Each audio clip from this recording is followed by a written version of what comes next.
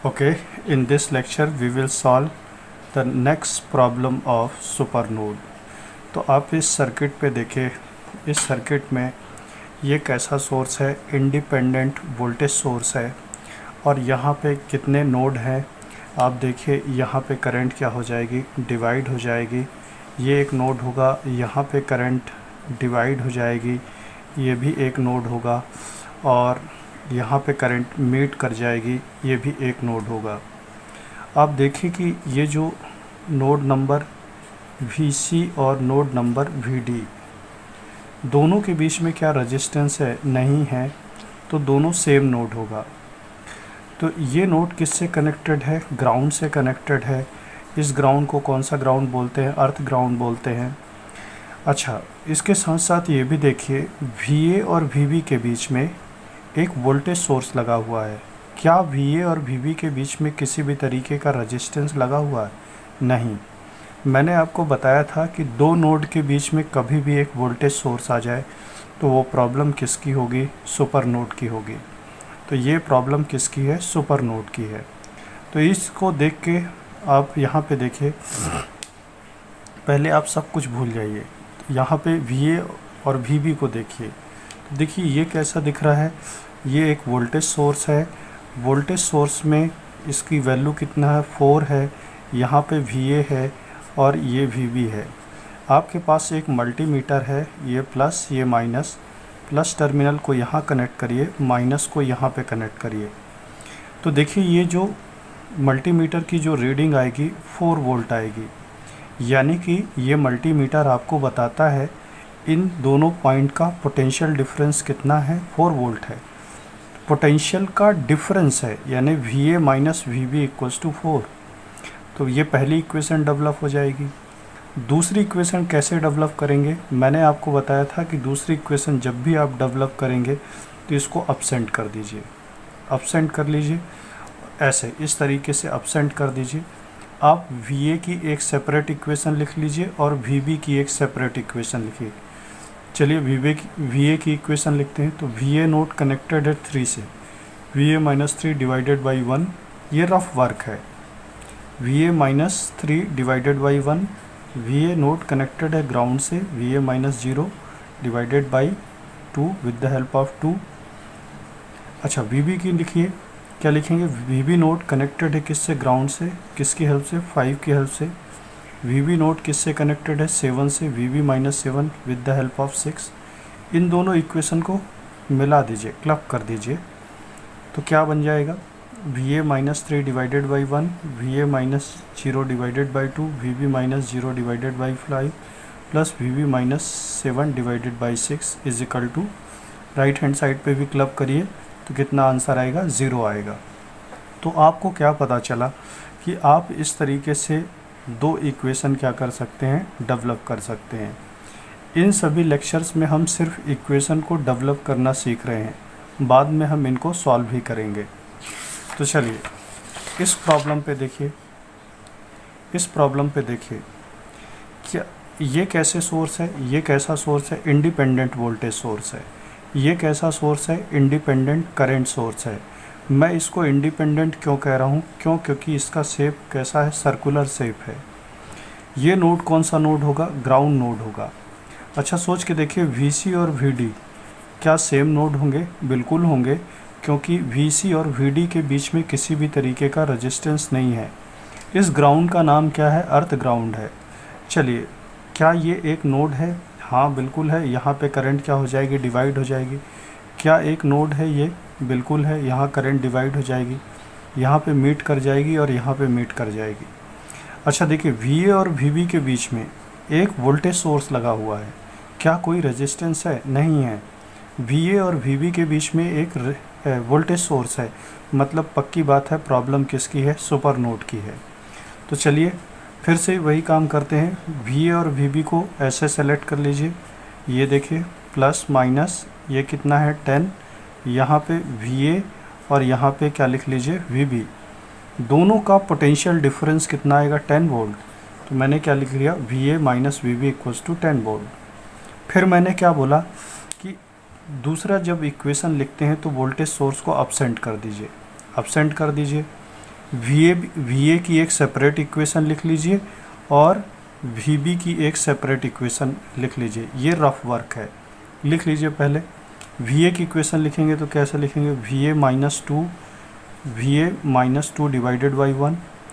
We A node किससे connected है, ground से, विद द हेल्प ऑफ 4। तो क्या लिखेंगे, V A minus 0 divided by 4 is equal to V A node से करंट दूर जा रही है। कितने की करंट दूर जा रही है, 3 की करंट दूर जा रही है। वी ए से 2 की करंट दूर जा रही है तो -2।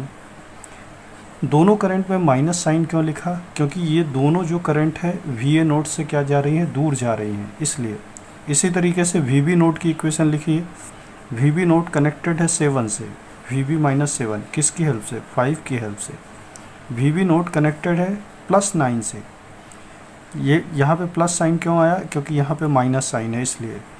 We B node +9, V B minus of -9, यानी ये प्लस हो जाएगा कुल मिला के। V B +9 divided by 8। आप देखिए वी बी नोट पे 3 एम्पियर की करंट आ रही है और 4 एम्पियर की करंट दूर जा रही है। तो जब करंट दूर जाएगी तो माइनस साइन के साथ, जब करंट पास आएगी तो प्लस साइन के साथ। ऐसा करते हैं। अच्छा देखिए, इन दोनों इक्वेशन को फिर क्या कर दीजिए, क्लब कर दीजिए, मिला दीजिए।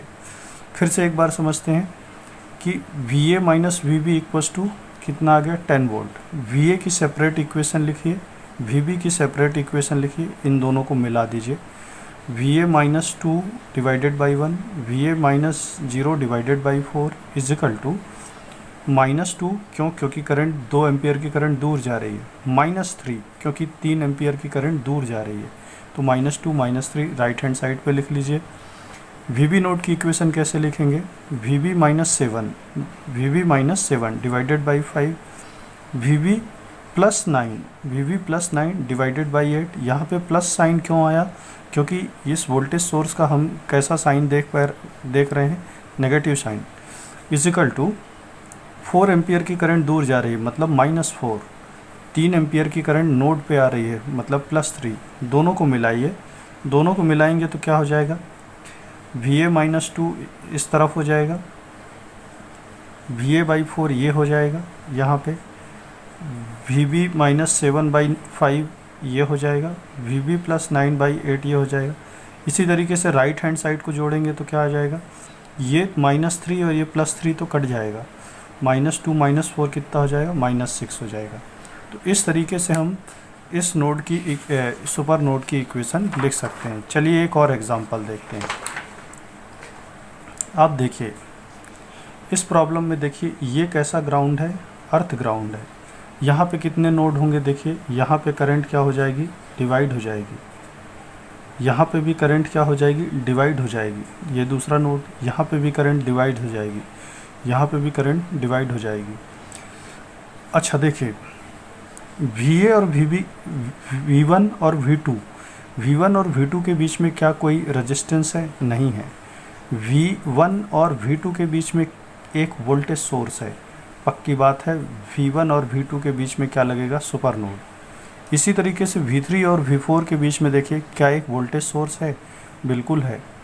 तो क्या इन दोनों के बीच में सुपर नोड लगेगा, बिल्कुल लगेगा। तो आप एक काम करिए, इस तरीके से आप बना लीजिए, +-20 ये है V1, ये है आपके पास V2, यानी इन दोनों का पोटेंशियल डिफरेंस क्या आएगा, 20 वोल्ट। तो मैं क्या लिखूँगा, V1 - V2 इजिकल टू 20। मेरा पहला इक्वेशन डेवलप हो गया, मतलब इन दोनों के बीच में सुपर नोड लग रहा है। तो इसको फिर दूसरे स्टेप पे क्या मानेंगे, अपसेंट मानेंगे। V1 की इक्वेशन लिखिए, V1 -4 divided by 3, V1 -0 divided by 2 plus V2 की इक्वेशन लिखिए, V2 - V3 divided by 2 is equal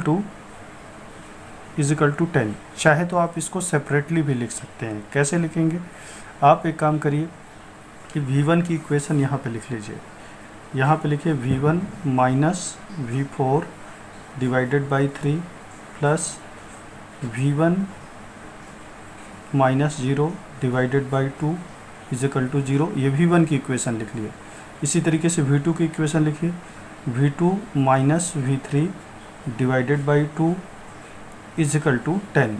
इन दोनों को जोड़िए आप, इन दोनों को जोड़िए, देखिए आपको ये मिलेगा क्या, बिल्कुल ऐसा ही मिलेगा। तो ये आप सेपरेटली भी कर सकते हैं, चाहे तो आप डायरेक्टली भी लिख लीजिए। सेपरेटली कर लीजिए, कोई भी गलती होने के चांस नहीं होंगे। चलिए इन दोनों के लिए इक्वेशन हमने लिख लिया। चलिए V3 और V4 के बीच में देखिए आप, ये है आपके पास V3 नोड, ये है आपके पास V4 नोड, इसकी वैल्यू 3 है, इस वोल्टेज सोर्स की वैल्यू 3 है। क्या इन दोनों के बीच में सुपर नोड लगेगा? बिल्कुल लगेगा।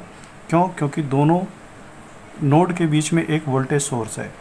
तो इन दोनों का पोटेंशियल डिफरेंस कितना आएगा? 3। तो क्या लिखा मैंने? V3 minus V4 equals to 3। अब आप चाहें तो इसको, अब दूसरी इक्वेशन इसकी कैसे लिखेंगे? पहले V3 नोड की इक्वेशन लिखेंगे, फिर V4 नोड की इक्वेशन लिखेंगे। तो चलिए अलग से सेपरेटली लिख लेते हैं।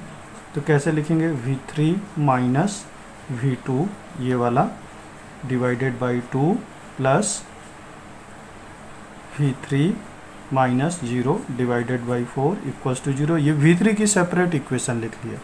इसी तरीके से V4 की लिख लीजिए, V4 minus V1 divided by 3 plus V4 minus 0 divided by 1 equals to 0। फिर मैंने आपको क्या बोला था कि इन दोनों को आप क्या कर दीजिए? क्लब कर दीजिए, मिला दीजिए। तो देखिए बिल्कुल एज इट इज़ यही मिलेगा। V3 minus V2 divided by 2, V3 divided by 4, V4 divided by 1, V4 minus V1 divided by 3 equals to 0। तो इस तरीके से हम सुपर नोड के केस में हम इक्वेशंस को लिखते हैं। तो होपफुली आपको ये लेक्चर समझ में आया होगा। आप पेन पेपर उठाइए, प्रोसीजर फॉलो करिए। ये मैंने 5-6 एग्जांपल दिए हैं सुपर नोड के, इन 6 क्वेश्चन को प्रैक्टिस करिए, इक्वेशन लिखिए और इक्वेशन लिख के एक बार फिर से प्रैक्टिस करना है आपको। और यदि आपको ये लेक्चर अच्छा लगता है then please like, subscribe and share it. Thank you very much.